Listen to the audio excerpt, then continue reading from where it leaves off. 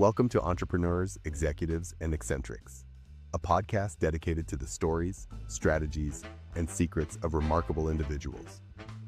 Join us as we engage in enlightening conversations with intriguing entrepreneurs, accomplished executives, and fascinating eccentrics, exploring their journeys, triumphs, and the unconventional wisdom that has shaped their success. In this episode, we talk with Rick Clark, an entrepreneur in legal discovery and e-discovery, best known for building tools that bring modern communications into legal review. We dig into how AI is speeding up early case assessment, why cross-channel conversations raise the stakes, and what law firms need to adapt. Rick also explains what discoverable really means and why strong data governance can prevent ugly surprises later. Hello, Richard. Tell me who you are and what you do. Hi, Scott. Thanks for having me on. I really appreciate it and appreciate everything that you're doing. Where I come into this is I've been an entrepreneur pretty much my whole career. Always have to scratch that itch and do that hero's journey. But what I've been doing for the past 20 years is working in legal discovery specifically. Then it evolved into e-discovery. And so I'd started a company back in 2018.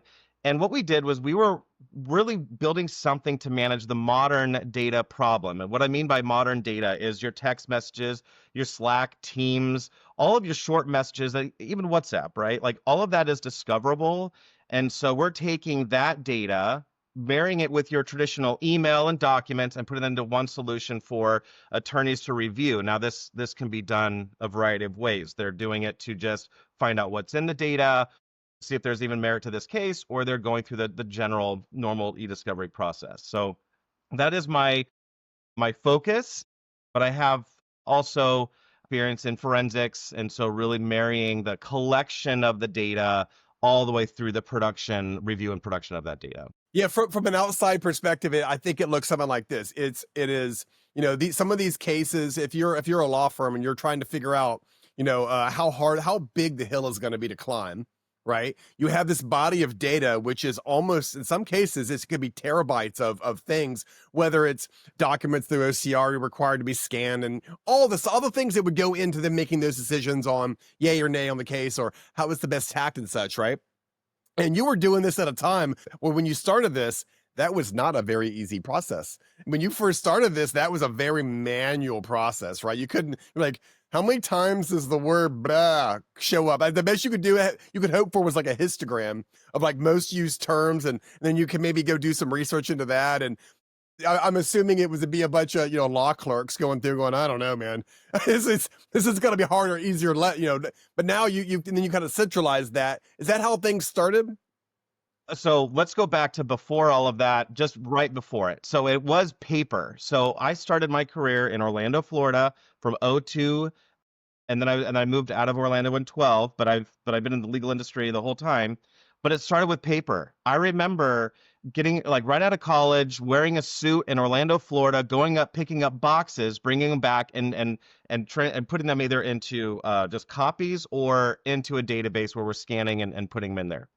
Not long after I started, fortunately, all of that data or the documents turned into data. It was, let's go collect CDs, hard drives, you name it, early days. It was just basically email and corporate documents.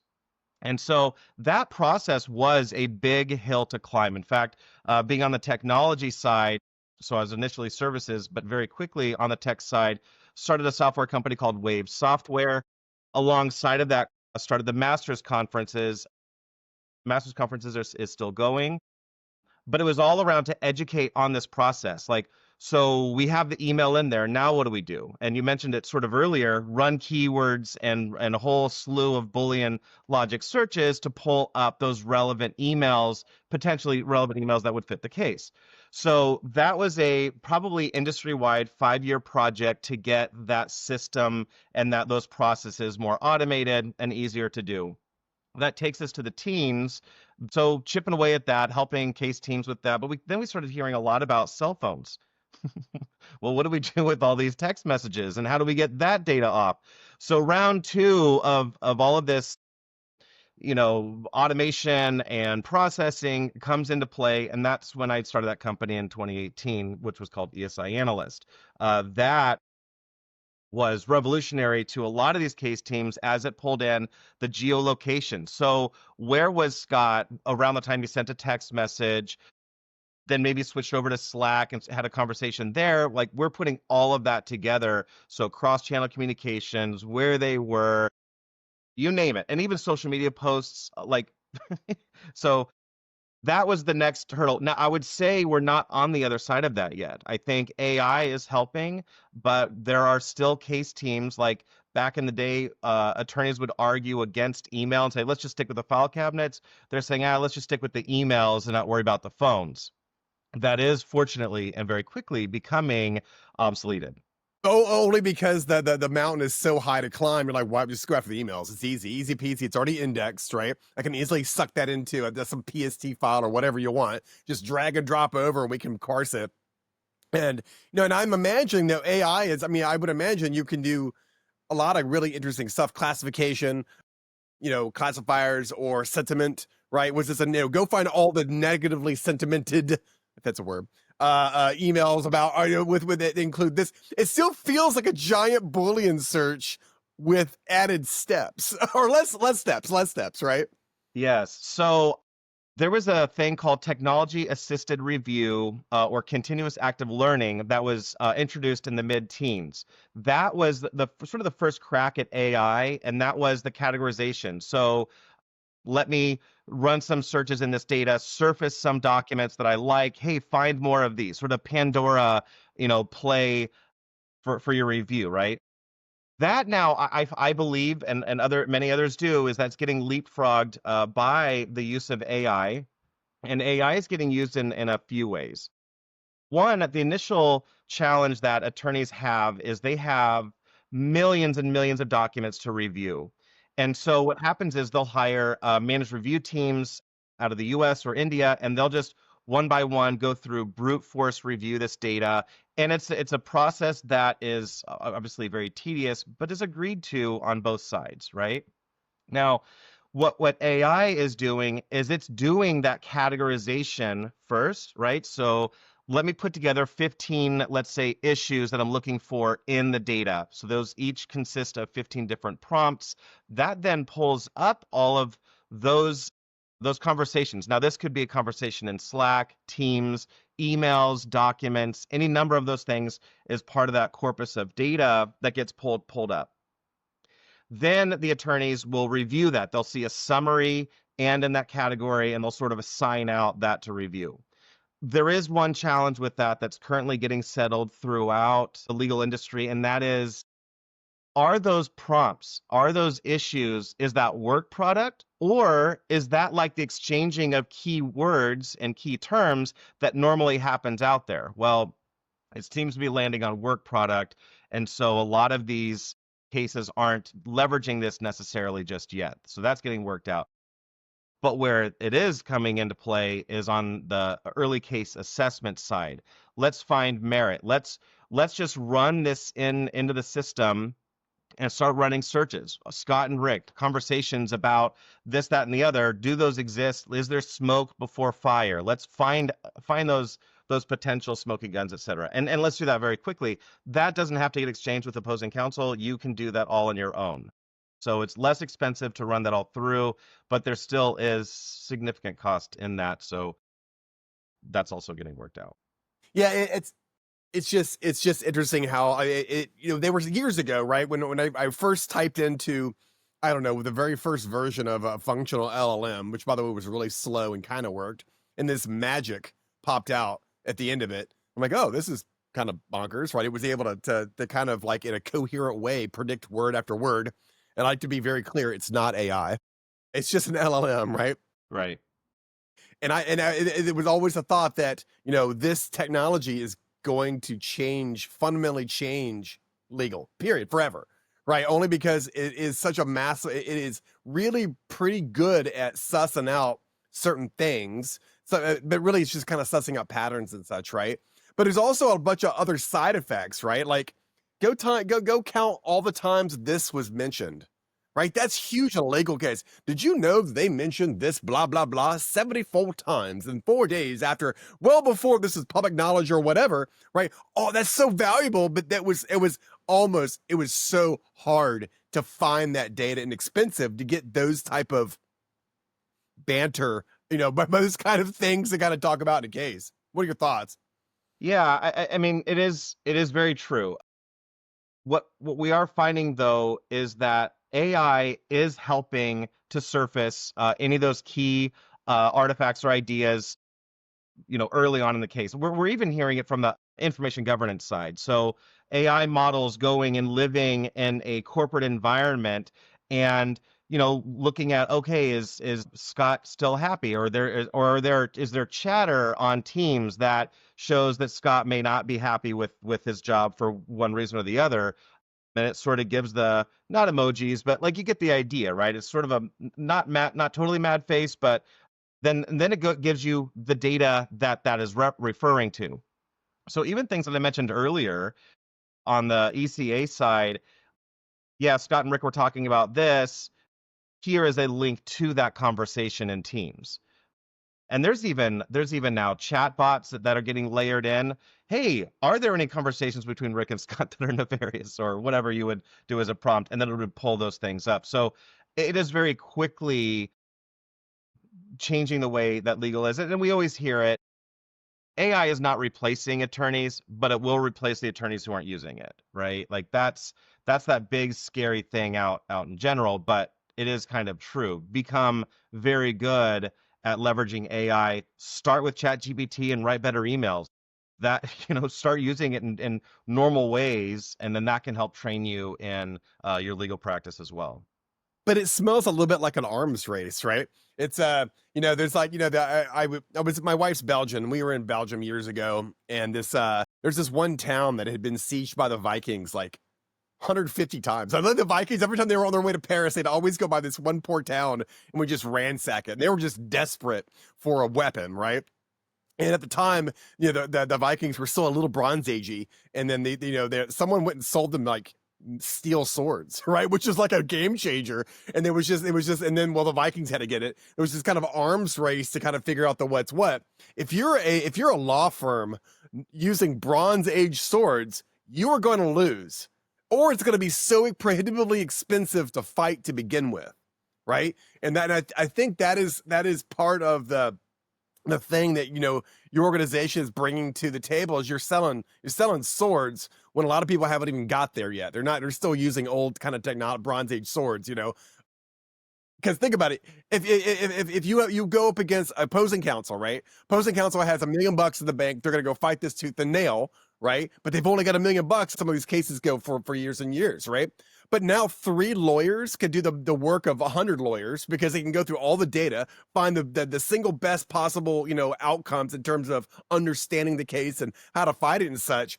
How can you compete? Even if you had $10 million as a war chest, right? And you're not using AI, I don't think you have a chance. Well, you have less of a chance even at that higher dollar number. That's exactly right. And if you're not using it as defense counsel to initially take a run at the data and understand the case, other law firms are going to be doing that, and you will start to potentially lose your clients to other firms that are leveraging this type of AI. Now, one of the things that I mentioned earlier, what was called TAR, the learning curve on that was pretty significant. You needed SMEs to really understand what's in the case, how to form the models. This is very different.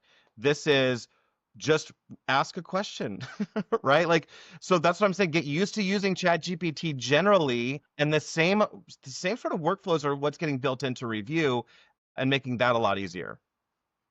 What's interesting is that this is going to start to, whether we are seeing it yet now or not, this is going to push out a lot of the old crusty dudes that have been in this law profession, for 50 years, who won't be able to compete. They will, no matter how good they are, right, at case law, no matter how good they are, at coming up with strategy, right? They will not be able to compete with some kid 3 years out and taking his bar exam. With someone like this, they won't be able to compete.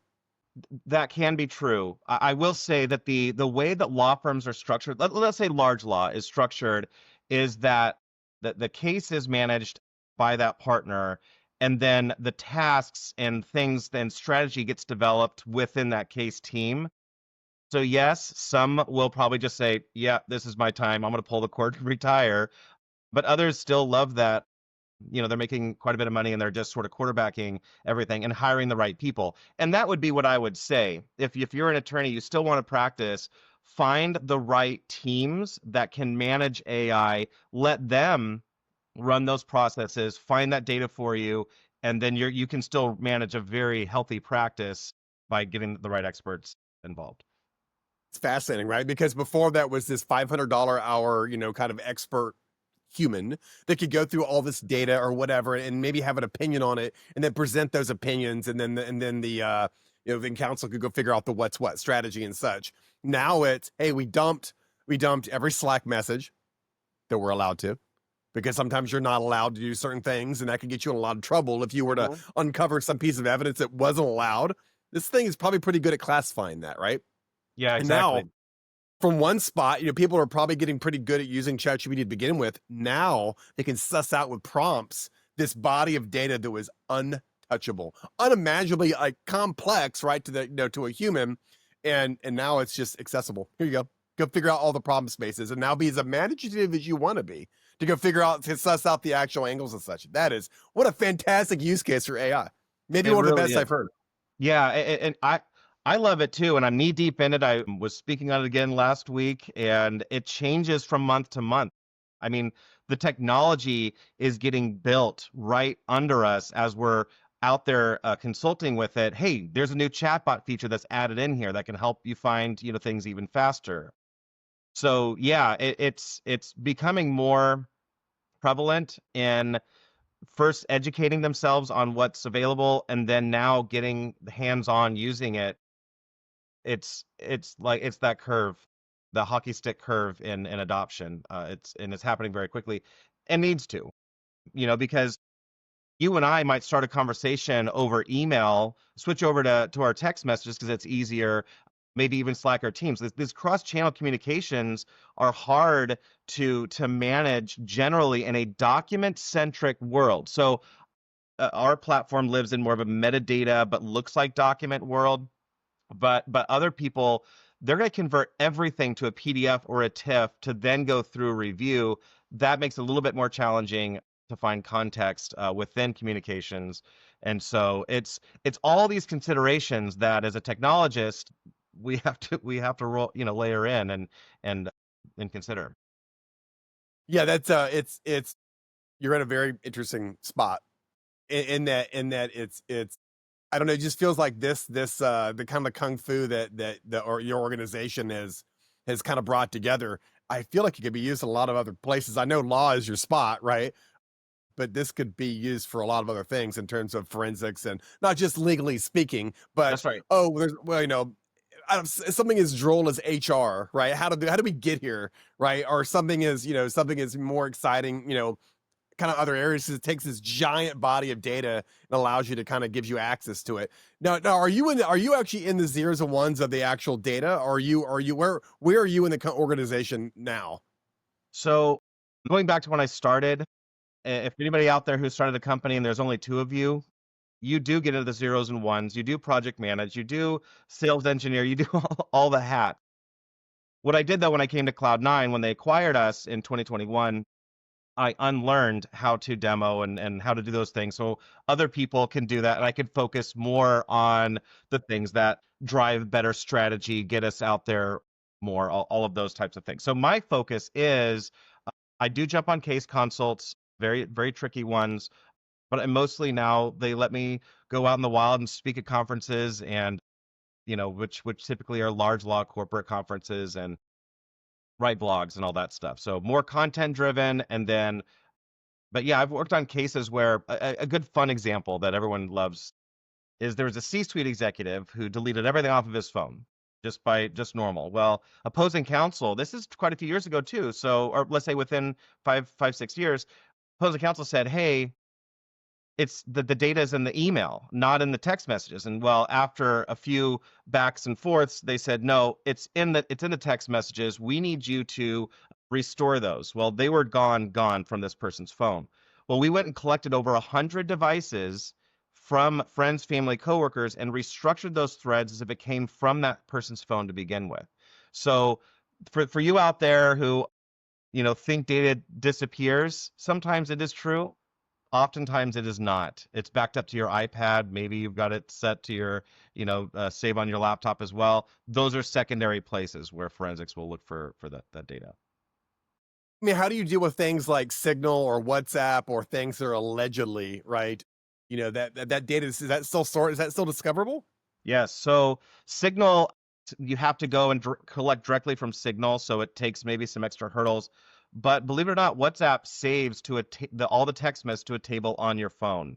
So those are always discoverable, even though they're encrypted end to end. I've seen a lot of WhatsApp messages where people are quite cavalier, thinking no one's ever going to read those.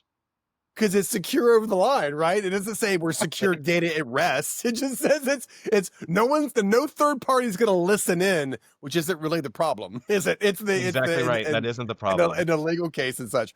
So okay, where do you see this going in like a year, 5 years, or 10 years? Like, what is this? Are we going to get? It feels like this is going to be a very natural lead into agents, or that can kind of go, hey, I need you to go figure this out. Right. And actually figure this out and rub up against some of the case law that exists and go do a comparison. We're ahead there, right? Yeah. I mean, you're really nailing it. That's where I see this all going as well, is the general acceptance of AI used for baseline ECA and even into review, those arguments getting worked out.